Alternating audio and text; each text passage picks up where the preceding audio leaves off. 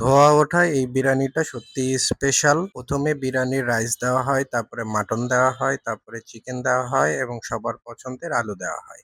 এই স্পেশাল বিরিয়ানিটা চলুন সম্পূর্ণ তৈরির প্রসেসটা দেখি। বিরিয়ানিতে সবার পছন্দ হলো বিরিয়ানির আলু। আলু সিদ্ধ করার জন্য পাত্রে রেখে পানি, মরিচ এবং লবণ দেওয়া হয়। অন্যদিকে মাটন তৈরির জন্য আদা, রসুন বাটা, টক দই, কাঁচামরিচ, গুঁড়া মরিচ এবং মাংস পরিষ্কার করে নিয়ে মাংস মসলার মধ্যে ছেড়ে দিয়ে নাড়াচাড়া করে স্বাদমতো লবণ দিয়ে দেওয়া হয়। বিরিয়ানির চাল ভালোভাবে পরিষ্কার করে নেওয়া হয় এবং সিদ্ধ হওয়া আলু তুলে নেওয়া হয়। রান্নাকৃত মাটনে পর্যাপ্ত পরিমাণে পানি দেওয়া হয়। চিকেন রান্নার জন্য পরিষ্কার করে নেওয়া হয়। আদা, রসুন বাটা, গুঁড়া মরিচ, টক দই, লবণ দিয়ে ভালোভাবে মেখে গরম তেলে ভেজে নিয়ে তুলে নেওয়া হয়।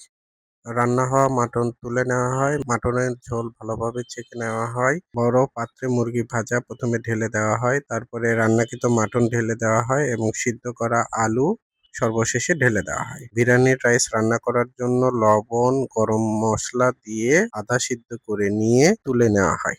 মাটনের ঝোলের মধ্যে দুধ ঢেলে দেওয়া হয়। বড় পাত্রে যেখানে মুরগি, মাটন, আলু রাখা হয়েছিল সেখানে সেই ঝোলটা ভালোভাবে দিয়ে দেওয়া হয়। বিভিন্ন মসলার গুঁড়া ছিটে দেওয়া হয়, পেঁয়াজের বেরেস্তা ছিটে দেওয়া হয়, বিরিয়ানির সিদ্ধ করা রাইস সেখানে ঢেলে দেওয়া হয়। তারপরে তেল, ঘি দিয়ে দমে রাখা হয়। স্পেশাল এই বিরিয়ানির দাম কত হতে পারে কমেন্টে জানান।